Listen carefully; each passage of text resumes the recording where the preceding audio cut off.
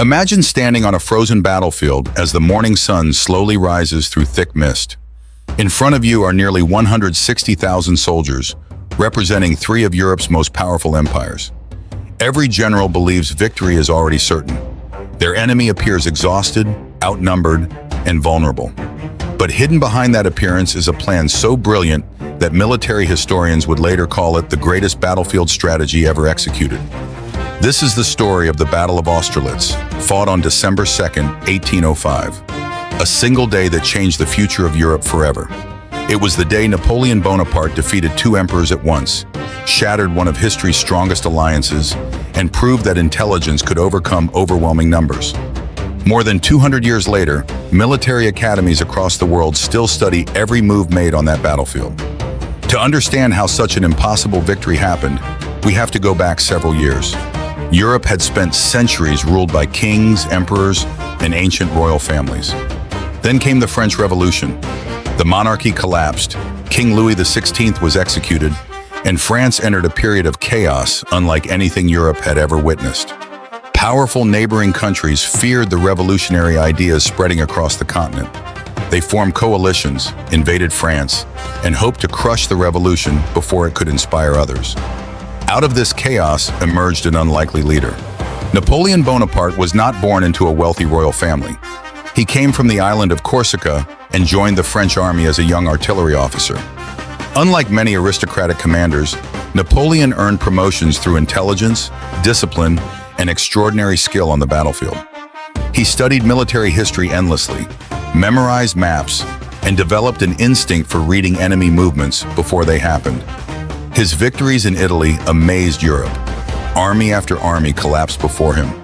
Soon, France was no longer fighting for survival. Instead, it became the dominant military power on the continent. In 1804, Napoleon crowned himself Emperor of the French, sending a clear message to every European monarch. France would no longer be ruled by kings chosen through bloodlines. Now it would be ruled by a soldier. This shocked Europe's royal families. Britain, Austria, Russia, and several smaller states believed Napoleon's growing power threatened the balance of Europe. If France continued expanding, no kingdom would be safe. They decided to unite against him. The alliance became known as the Third Coalition. Britain provided money and naval support. Austria prepared one of Europe's largest armies. Russia's Emperor, Alexander I, personally marched west with tens of thousands of experienced soldiers. Together, they believed Napoleon had finally met an enemy too powerful to defeat. On paper, they were right. The coalition possessed more soldiers, greater resources, and enormous confidence. Many European generals openly predicted Napoleon's empire would collapse before the year ended. But Napoleon had already begun planning something extraordinary. Rather than waiting for the enemy to invade France, he moved first. His famous Grande Armée became one of the most disciplined fighting forces in history. Every corps could march independently, live off the land, and quickly support neighboring units. Soldiers trained relentlessly until movement became second nature. Officers understood their missions without waiting for detailed orders. Speed became Napoleon's greatest weapon. Entire armies appeared where enemies least expected them. In the autumn of 1805, Napoleon launched one of the fastest military campaigns Europe had ever seen. His forces crossed rivers, forests, and mountains with astonishing efficiency. Austrian commanders struggled to understand where the French army was heading. Then disaster struck Austria. At the city of Ulm, Napoleon surrounded an entire Austrian army without fighting a major battle. Nearly 30,000 Austrian soldiers surrendered. Europe was stunned. One of the coalition's strongest armies had disappeared almost overnight. Yet Napoleon knew the war was far from over. The Russian army continued advancing toward Central Europe, determined to join the remaining Austrian forces. Together, they still outnumbered Napoleon. A direct battle against both armies could be dangerous, even for him. Instead of relying only on strength, Napoleon decided to rely on psychology. He carefully studied the personalities of the Allied commanders. Many believed he had become arrogant after years of victory. They expected him to attack aggressively, believing he could never accept appearing weak. Napoleon chose to use that expectation against them. He intentionally abandoned strong defensive positions. He withdrew his soldiers from certain hills that controlled the battlefield. His troops appeared tired after weeks of marching. Some units deliberately moved as though they were struggling to keep formation. To enemy scouts, it looked convincing. Reports quickly reached the Allied headquarters. Napoleon seemed exhausted. His army looked smaller than expected. Perhaps the famous French emperor was finally afraid. Inside the Allied camp, confidence exploded. Russian Emperor Alexander I believed destiny had delivered him the perfect opportunity. Austrian officers agreed. Many experienced generals advised caution, warning that Napoleon rarely made mistakes. But excitement drowned out careful judgment. The Allies became convinced that one powerful attack would destroy the French army forever, exactly as Napoleon had hoped. Behind the scenes, everything was different. French engineers secretly surveyed every hill, road, stream, and village surrounding the battlefield near the small Moravian town of Austerlitz. Officers memorized hidden routes through forests and valleys. Messages moved constantly between corps commanders. Every soldier understood that the coming battle would determine the future of Europe. Napoleon spent hours studying maps late into the night. He wasn't asking how to survive. He was asking how to lure the largest Allied army into a trap they would never see coming. When dawn arrived on December 2nd, 1805, the first anniversary of Napoleon's coronation as emperor, the greatest military strategy ever executed was finally ready to unfold. The first light of December 2nd, 1805, slowly spread across the frozen fields surrounding Austerlitz. A thick blanket of mist covered the valleys, hiding thousands of soldiers waiting silently for the order to attack. Frost clung to the grass, and every breath turned into clouds in the cold morning air. For the men standing in formation, it looked like any other winter dawn. But before the sun would set, Europe would never be the same again. Napoleon mounted his horse and quietly rode along the French lines. His soldiers cheered as he passed. Many had marched hundreds of miles with him. They trusted him completely. They believed that if Napoleon had brought them here, victory was possible no matter how impossible the situation looked. Across the battlefield, the Allied camp was full of confidence.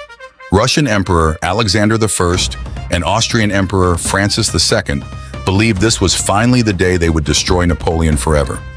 Together, their combined army numbered nearly 90,000 men, while Napoleon had around 73,000. They believed their numerical advantage guaranteed success. But numbers alone do not win wars. Napoleon had already predicted exactly how his enemies would think. He knew the Allies would see weakness where he wanted them to see weakness. For days, he had deliberately kept his right flank looking vulnerable. Some French troops had even withdrawn from important positions, creating the illusion that his army was stretched too thin. From the Allied headquarters, it appeared obvious. The French right wing was the perfect place to attack. The Allied commanders gathered around their maps and agreed on a bold plan. They would launch the majority of their army against Napoleon's right flank, crush it, and cut off the French retreat toward Vienna. Once trapped, Napoleon would have nowhere to escape. It sounded brilliant. The problem was that Napoleon had designed the battlefield to make them believe exactly that. As dawn slowly broke, columns of Russian and Austrian soldiers began marching down from the Pratzen Heights, the high ground dominating the battlefield. Thousands of boots echoed across the frozen earth. Cannons rolled forward. Cavalry followed behind long lines of infantry. From a distance, Napoleon watched silently. Every step the Allied army took brought them deeper into his trap. His marshals waited nervously. Some wondered if the enemy attack might become too powerful before the French counterattack could begin. Marshal Soult approached Napoleon for final instructions. Napoleon calmly pointed toward the Pratzen Heights. There, one sharp blow, and the war is over. Those words would soon become legendary. As the Allied army continued moving south, something extraordinary happened. The center of their entire formation began to empty. In their determination to destroy Napoleon's right flank, they unknowingly weakened the very position controlling the battlefield. The Pratzen Heights. Napoleon had been waiting for this exact moment. The mist still covered much of the valley, hiding large portions of the French army from enemy view. The Allies believed Napoleon's center remained weak. In reality, thousands of elite French soldiers stood silently behind the fog, waiting for a single command. Napoleon checked the position of the sun. The clouds slowly began to break. Golden rays spread across the battlefield, cutting through the mist. The sunlight illuminated the French positions, while much of the Allied army remained focused on the attack unfolding against Napoleon's right. This beautiful morning would later become famous as the Sun of Austerlitz. Napoleon smiled. He knew the moment had arrived. Turning toward Marshal Soult, he gave one of the most famous orders in military history. One sharp blow. Within seconds, thousands of French infantry surged forward. Drums thundered. Trumpets echoed across the valley. French soldiers climbed the slopes of the Pratzen Heights with incredible speed and discipline. The Allied commanders were stunned. They had expected only a small defensive force. Instead, an entire French corps suddenly appeared out of the mist. Russian officers desperately tried to redirect nearby units, but confusion spread rapidly. Orders arrived too late. The French attacked with overwhelming precision. Bayonets flashed beneath the winter sunlight as disciplined French columns slammed directly into the weakened Allied center. Fierce fighting erupted across the hilltop. Smoke from muskets covered the battlefield. Cannons fired at point-blank range. Entire battalions collided in brutal hand-to-hand combat. Control of the Pratzen Heights changed everything. Napoleon understood something many commanders failed to realize. Whoever controlled the high ground controlled the entire battlefield. As French troops pushed forward, they effectively split the Allied army into two separate halves. Units attacking Napoleon's right suddenly found themselves isolated. Those still positioned near the northern battlefield could no longer support their comrades. Communication collapsed. Officers searched desperately for fresh orders. Messengers struggled to cross battle lines filled with smoke, artillery fire, and charging cavalry. Panic slowly replaced confidence. Russian Emperor Alexander watched in disbelief. Only hours earlier, victory had seemed certain. Now the heart of his army was collapsing. Napoleon saw the confusion spreading exactly as he had predicted. He wasted no time. Fresh French divisions poured into the growing gap. Artillery was rushed onto the captured heights. From this elevated position, French cannons now fired directly into the separated Allied formations below. Explosions ripped through tightly packed infantry columns. Every minute made the Allied situation worse.